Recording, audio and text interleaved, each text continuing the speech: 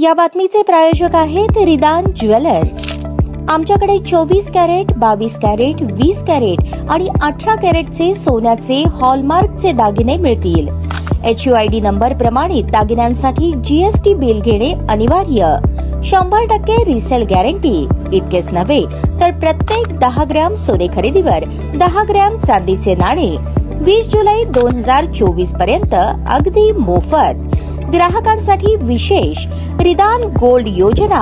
ग्राहकांनी सलग 11 हप्ते भरल्यावर 12वा हप्ता आम्ही भरणार। त्याची रक्कम 1000च्या पुढे कितीही।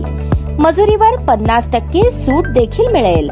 पत्ता रिदान jewellers, 133 new तिरेगाव, Chandni Chowk, forest, Solapur.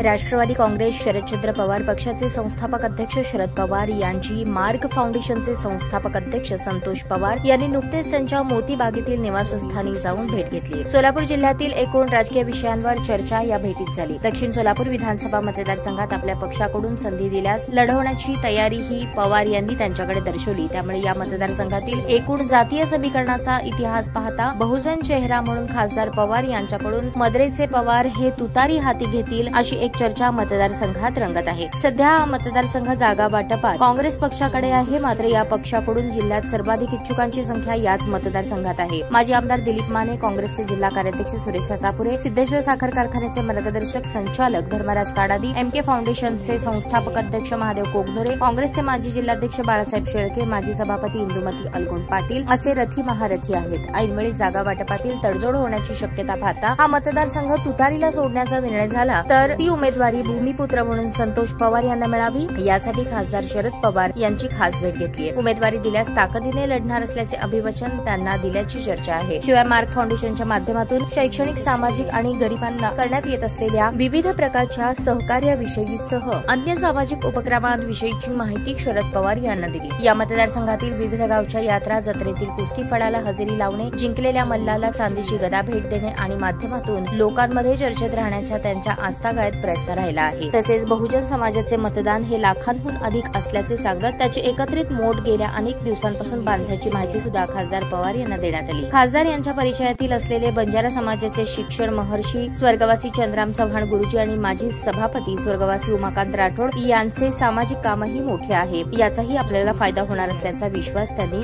दिला आहे। बहुजन चेहरा आणि विशिष्ट ध्येय उराशी बाळगून निवडणूक लढवण्याच्या उद्देशाने आपण राजकारणात सक्रिय झाल्याचे ते सांगत आहेत। म्हणूनच यंदा दक्षिण सोलापूर मतदारसंघात तुतारी वाजणार काय अशा चर्चा जिल्ह्यात रंगत आहेत। ताज्या बातम्या पाहण्यासाठी प्राईम महाराष्ट्र न्यूज चॅनलला सबस्क्राईब करा।